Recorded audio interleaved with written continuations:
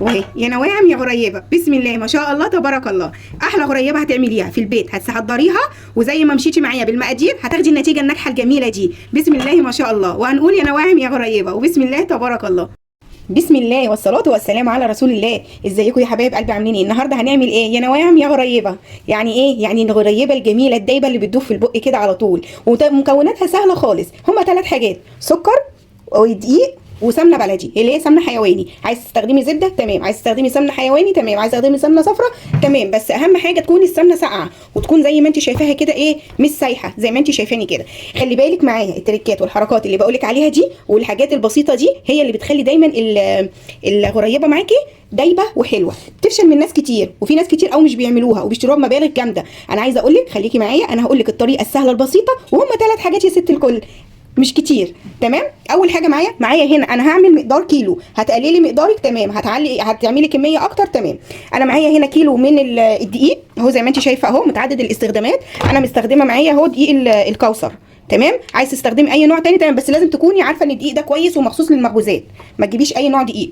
ومعايا هنا 300 جرام من السكر البودره زي ما انت شايفه كده، ومعايا 600 جرام من السمنه الحيواني اللي هي السمنه البلدي. عايز تستخدمي اي نوع سمنه زي ما قلت لك استخدمي. تمام. هي السمنه معايا اهو. عايز تضربي بالمضرب تمام، عايز تضربي بايدك بالعجان اللي انت عايزاه. انا هعمل بايدي لان انا مش يعني ايه، لسه مش عندي العجان. بسم الله الرحمن الرحيم، يا بركه بسم الله. اهو هنحط السكر على السمنه اهو، بسم الله يا بركه بسم الله. ماشي، دي اول حاجه حطيناها. انا بعجن اهو تمام، انا بعجن اهو زي ما انت شايفه اهو تمام. انا عجنت السكر اهو، السمنه لسه معايا ساقعه، لازم تحتفظي بدرجه حراره السمنه دي تمام. انا عجنت السكر اهو بالسمنه، بحاول ان انا اعمله ادوب الخليط كله. مش ضروري تعمل معاكي فوم ومش ضروري، لا انا عايزه العجينه تبقى معايا ساقعه عشان لو شكلتها على طول او عملتيها بالامه، في تلك الاحوال لازم السمنه تكون في ايدك ساقعه اهو. بسم الله تمام. اهي لما بقت معايا ساقعه هننزل بقى بالدقيق شويه بشويه اهو، وتلمي ايدك كده. هتدعكيها لمده ربع ساعه او تلت ساعه لحد ما تلاقي العجينه معاكي وصلت للقوام اللي انا هوريهولك. هتتعبي شويه معايا بس مش مشكله، هتطلع ان شاء الله طريقه حلوه وجميله كمان. تمام. انا خلصت العجينه اهي معايا، بصوا زي ما انتم شايفين. طبعا انا قلعت الجهونتي عشان احس بالملمس بتاعها. بصوا ملزقه في ايدي خالص ازاي، لازم تبقى العجينه عامله كده. طبعا هتشكليها بالام، هتشكلي على طول، مش هتشكلي بالام لا، هنلمها كده بايدينا كده يا روحي، وهنحطها وهنغطيها بكيس تمام علشان ما تشققش معانا، وهنحطها في التلاجة لمده ربع ساعه. وبعد ما تطلعيها من التلاجة هتقلبيها، هوريكم هعمل ايه وهقول لكم ايه هنزوقها بايه. زي ما انتم شايفين اهي، وانا عايرت بالمعلقه. عندي شويه فستق، عندي شويه لوز اللي موجود عندك سوداني تمام. هتحطيها كده وهتضغطي عليها يا ستي الكل علشان تبصم معانا كده تمام. هاخد واحده تاني اهو بالمعلقه نفس المعيار اهو، وبايدي اهو كده تمام اهو زي ما انت شايفه. عايز تضغطي عليها بايدك تمام اهو، واحده كده من اللوز وهنضغط عليها كده اهو زي ما انت شايفه كده تمام. وانت بتعملي كده هتولعي الفرن على درجه حراره 140 لو الفرن بتاعك عادي. طب انت الفرن بتاعك هادي هتولعي اول ما تبتدي برده تعملي الحركه دي، بس هتعمليه على 160 تمام. لكن لو فرنك عادي اعمليه على 140. ويستنصح لو انت ولو يفضل لو انت هتعمليه دلوقتي مثلا تولعي عليه علشان يبقى سخن، عشان لما الغريبه تخش فيه اهي زي ما انت شايفه كده